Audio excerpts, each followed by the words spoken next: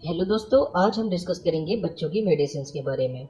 यहाँ पर हम जानेंगे कब कौन सी मेडिसिन का यूज किया जाता है और ये मेडिसिन जो है कितने अमाउंट में बच्चों को दी जाती है।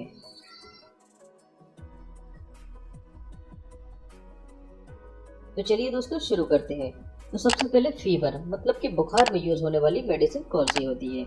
ये होती है पैरासीटामोल, जिसकी अलग अलग ब्रांड नेम हो सकती है, जैसे कि कालपॉल और मिडोमोल। दोनों में ही देखिए यहाँ पर पैरासीटामोल होता है। यहाँ पर पैरासीटामोल ओरल सस्पेंशन के फॉर्म में है। अब बात कर लेते हैं इसकी डोज के बारे में। तो ये पर केजी 15 मिलीग्राम पेशेंट को दी जाती है। तो इसका क्या मतलब होता है, अगर पेशेंट 1 किलोग्राम का है तो उसको मैक्सिमम आप एक दिन में 15 मिलीग्राम दे सकते हैं। अगर यहाँ पर देखिए 5 किलोग्राम का अगर पेशेंट है तो उसको आप कितनी मेडिसिन दे सकते हैं, तो 5 किलोग्राम के लिए 5 into 15 is equal to 75 milligram per day आप मैक्सिमम डोज दे सकते हैं। नेक्स्ट मेडिसिन आती है सर्दी मतलब कि कोल्ड, खांसी जुकाम में यूज होने वाली मेडिसिन। तो यहाँ पर सोल्विन कोल्ड या बीकोरल ओरल ड्रॉप्स का यूज किया जाता है। अब दोनों में ही यहाँ पर देखिए सेम ड्रग्स होती है। अब बात कर लेते हैं इसके डोज के बारे में। तो ये पर डे 8 से 10 ड्रॉप बच्चे को दी जा सकती है। तो ये 8 से 10 ड्रॉप बीडी मतलब के दिन में 2 बार या टीडीएस मतलब के दिन में 3 बार ये मेडिसिन दी जा सकती है। नेक्स्ट आता है एलर्जी, स्नीजिंग मतलब के छेद और रेसेस मतलब के बॉडी पर लाल रंग के इस टाइप के चकते बन जाना।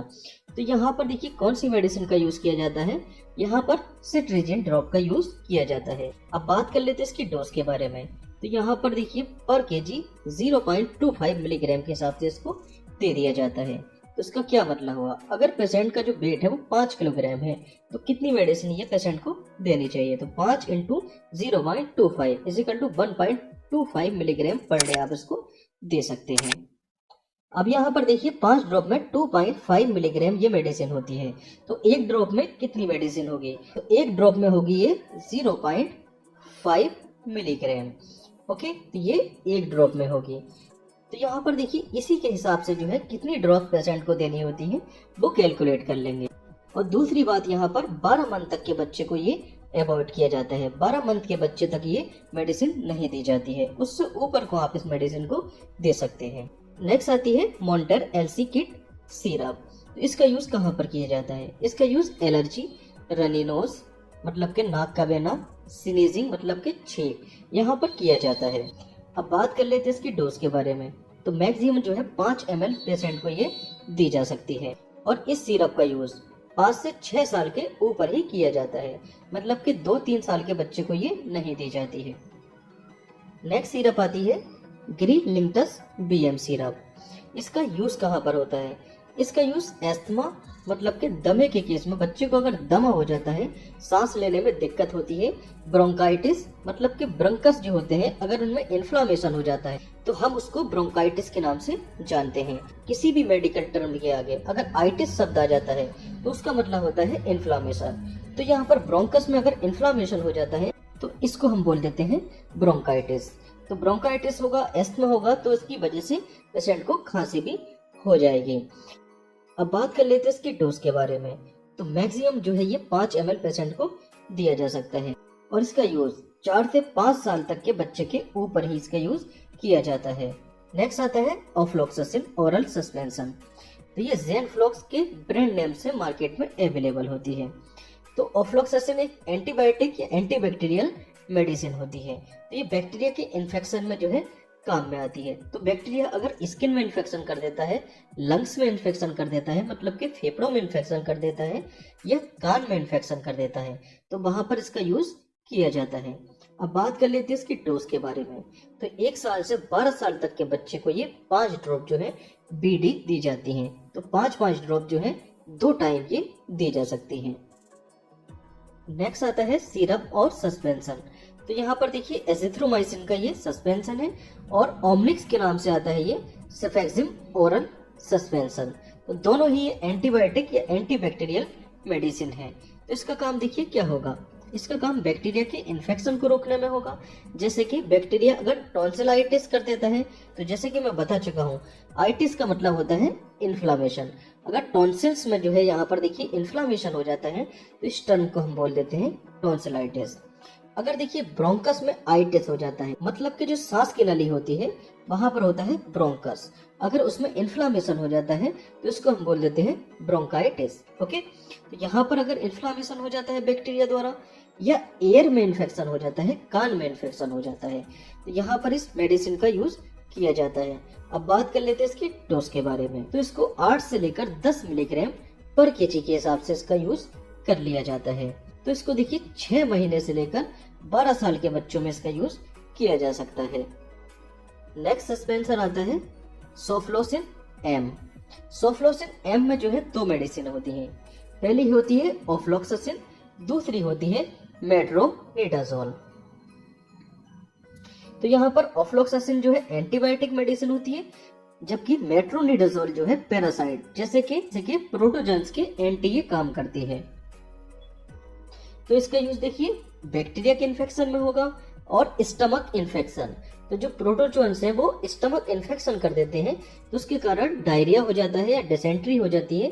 तो डायरिया जिसको हम पेचिस या दस्त के नाम से जानते हैं, तो बच्चों के यहाँ पर पेट में ऐंठन या मरोड़ हो जाती है, पेचिस या दस्त हो जाते हैं, तो वहां पर इसका यूज किया जाता है। तो अब बात कर लेते हैं इसकी डोज के बारे में। तो यहाँ पर जो ऑफ्लॉक्सासिन है उसकी जो मैक्सिमम डोज है वो 20 मिलीग्राम पर केजी के हिसाब से इसको दिया जा सकता है। और जबकि मेट्रोनिडाजोल इसके अंदर जो होती है उसको हम 30 से लेकर 50 मिलीग्राम पर केजी के हिसाब से हम उसको दे देते हैं। ओके, नेक्स्ट आता है अगर बच्चों में डायरिया हो जाता है। डायरिया मतलब कि दस्त हो जाते हैं, तो यहाँ पर स्पोरलैक पाउडर का यूज किया जाता है। तो यहाँ पर देखिए 6 मंथ तक के बच्चों में ये आधा जो है पैकेट इसका दे दिया जाता है, जबकि 6 मंथ से ऊपर के बच्चों में ये पूरा पैकेट जो है पर डे दे दिया जाता है। नेक्स्ट आता है वोमिटिंग, मतलब कि बच्चों में अगर मिल्क का डाइजेशन नहीं होता है, मतलब कि मिल्क का पाचन नहीं हो पाता है, तो ऐसे में बच्चा क्या कर देता है, उसको उल्टी कर देता है। तो यहाँ पर ऑनडेम सिरप या डोमडेन का यूज किया जाता है। डोमडेन में होता है डोमपेरिडोन सस्पेंशन, जबकि ऑनडेम में होता है ऑनडेन सेट्रॉन ओरल सॉल्यूशन। तो इन दोनों का ही यूज जो है वोमिटिंग मतलब कि उल्टी न आने में या मतली न आने में किया जाता है। अब बात कर लेते हैं इसकी डोज के बारे में। तो ये जो है देखिए 6 मंथ तक के बच्चों में इसको अवॉइड किया जाता है, 6 मंथ के बच्चों में इसको नहीं दिया जाता है। तो यहाँ पर डोमपेरिडोन ये कितना दिया जाता है, तो ये 6 मंथ के बच्चों में 0.5 ml ये दिया जा सकता है। अब जैसे ही बच्चा 6 मंथ को क्रॉस करता है, मतलब कि 7 मंथ या इससे ज्यादा में, ये 1 ml दिया जा सकता है। और बात कर लेते हैं ऑनडेम सिरप की। तो ये ऑनडेम सिरप जो है पर केजी 0.13 से लेकर 0.26 मिलीग्राम के हिसाब से पेशेंट को दिया जा सकता है। नेक्स्ट आता है नेज़ोक्लियर। ये एक नेजल स्प्रे होता है। अगर बच्चों में जुकाम के कारण नाक धंस जाती है तो यहाँ पर इसका यूज किया जाता है। तो नेज़ोक्लियर की दिन में 2-2 ड्रॉप बच्चे को सुबह शाम दी जा सकती है। नेक्स्ट बात कर लेते हैं अगर बच्चे के पेट में ऐंठन मरोड़ हो जाती है या पेट में दर्द हो जाता है, तो यहाँ पर साइक्लोपाम सस्पेंशन या कोलीमैक्स ड्रॉप का यूज किया जाता है। तो दोनों में ही देखिए डाइसाइक्लोमाइन होता है। तो डाइसाइक्लोमाइन क्या करता है, ये जो है जो स्मूथ मसल होती है उसको रिलैक्स करता है, तो जिसके कारण जो है पेट का जो दर्द होता है वो कम हो जाता है। अब बात कर लेते हैं इसकी डोज के बारे में। तो कोलीमैक्स ड्रॉप जो है वो 0 से 3 मंथ के बच्चे में 1 से 4 ड्रॉप दी जा सकती है। अब जैसे ही बच्चा 3 मंथ का होता है या 3 मंथ को क्रॉस करता है तो उसको जो है 5 से लेकर 10 ड्रॉप दी जा सकती है। अब बात कर लेते हैं साइक्लोपाम सस्पेंशन की।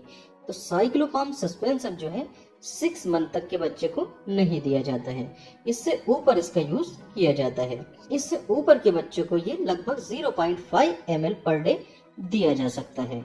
नेक्स्ट आता है कैलकेरिया फ्लूरिकम 6S। इसका यूज दांतों को मजबूत करने और बच्चों की हड्डी को मजबूत करने में इसका यूज किया जाता है। जब बच्चों के दांत निकलते हैं तब इस मेडिसिन का यूज किया जाता है। अब बात कर लेते हैं इसकी डोज के बारे में। तो ये 2 टैबलेट पर डे जो है बीडी दी जा सकती है, मतलब कि 2-2 टैबलेट सुबह शाम ये दी जा सकती है। नेक्स्ट बात कर लेते हैं मल्टीविटामिन और मल्टी मिनरल ड्रॉप्स के बारे में। तो ये अलग अलग इसके ब्रांड नेम हो सकते हैं, जैसे कि जिंकोबिट और बीवॉन। तो इसका यूज बच्चों की ग्रोथ के लिए और बच्चों की अच्छी हेल्थ के लिए इसका यूज किया जाता है। बात कर लेते हैं इसकी डोज के बारे में। तो बच्चा अगर 3 से लेकर 6 मंथ का है तब उसको 8 से लेकर 10 ड्रॉप जो है बीट दी जा सकती है। मतलब कि सुबह शाम 8 या 10 ड्रॉप दी जा सकती है। नेक्स्ट आता है A to Z मल्टीविटामिन और मल्टी मिनरल सिरप। तो इसका यूज बच्चों की भूख को बढ़ाने में, बच्चों को हेल्दी रखने में, बच्चों की ग्रोथ को बढ़ाने के लिए इसका यूज किया जाता है। बात कर लेते हैं इसकी डोज के बारे में। तो ये जो है बड़े बच्चों में यूज किया जाता है और जो है ये 2 टीस्पून पर डे इसको दिया जा सकता है, या 1 गिलास वाटर में जो है 5 ml इसको घोल कर जो है बच्चों को पिलाया जा सकता है। नेक्स्ट आता है ओरोफर XT ड्रॉप। इसमें होता है आयरन। तो बच्चों में अगर खून की कमी हो जाती है, जिसको हम एनीमिया के नाम से जानते हैं, या हीमोग्लोबिन का लेवल जो होता है कम हो जाता है, तब यहाँ पर इसका यूज किया जाता है। अब बात कर लेते हैं इसकी डोज के बारे में। तो ये पर केजी 1 से लेकर 2 मिलीग्राम पेशेंट को दिया जा सकता है। मतलब कि अगर बच्चे का वेट 5 किलोग्राम का है तो ये 10 मिलीग्राम पेशेंट को दी जा सकती है। और यहाँ पर देखिए 10 मिलीग्राम में कितना है, 1 ml। तो 1 ml जो है ये ड्रॉप दी जा सकती है बच्चे को। नेक्स्ट आता है ट्राइक्लोफॉस ओरल सस्पेंशन।